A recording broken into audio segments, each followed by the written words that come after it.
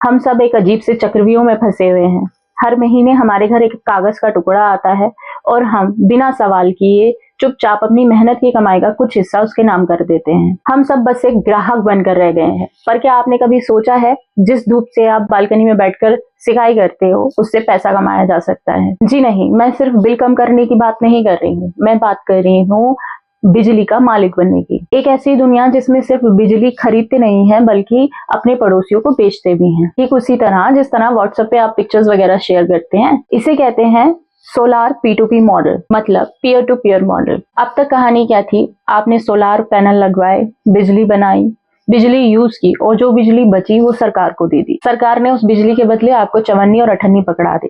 लेकिन P2P यानी peer to peer model अब इस कहानी का क्लाइमैक्स ही बदल देगा। हम एक एग्जांपल लेते हैं। आपके पास एक कार है, आप उसको खाली नहीं रखना चाहते तो आप उस कार को उबर में लगा देते हैं। P2P मॉडल भी सेम वैसा ही है। आपके सोलर पैनल बिजली बना रहे हैं, आपकी बैटरी फुल है। अब बजाय इसके कि आप बिजली किसी कंपनी को कोड़ियों के दाम पर दो, आप वो बिजली अपने किसी ऐसे पड़ोसी को दे सकते हो जिसके पास सोलर पैनल नहीं है। उसे ग्रिड से सस्ती बिजली मिल जाएगी और आपको ग्रिड से हाई रेट मिल जाएंगे। मतलब मीडिएटर का किस्सा खत्म। अब बिजली कंपनियां डिसाइड नहीं करेंगी कि रेट क्या होगा, आप डिसाइड करेंगे कि रेट क्या होगा। अब आप सोच रहे होंगे कि भाई अब मुझे रोज तार लेकर के अपने पड़ोस के घर जाना पड़ेगा या सुबह सुबह उठकर रेट चिल्लाने पड़ेंगे। नहीं, वी आर लिविंग इन 2026। इसके पीछे काम करता है ब्लॉकचेन, वही टेक्नोलॉजी जो क्रिप्टो करेंसी को बनाती है। इसमें एक स्मार्ट मीटर होता है और एक मोबाइल ऐप। मीटर खुद देखता है कि आपके पास कितनी एक्स्ट्रा बिजली है और ऐप पर आप रेट डिसाइड कर सकते हो। जैसे ही आपके पड़ोसी को बिजली चाहिए होती है, सॉफ्टवेयर खुद ब खुद सौदा पक्का कर देता है। कोई कागजी कार्यवाही नहीं, कोई धोखाधड़ी नहीं, सब कुछ डिजिटल। लेकिन हर बड़ी क्रांति के रास्ते में कुछ कांटे तो होते ही हैं।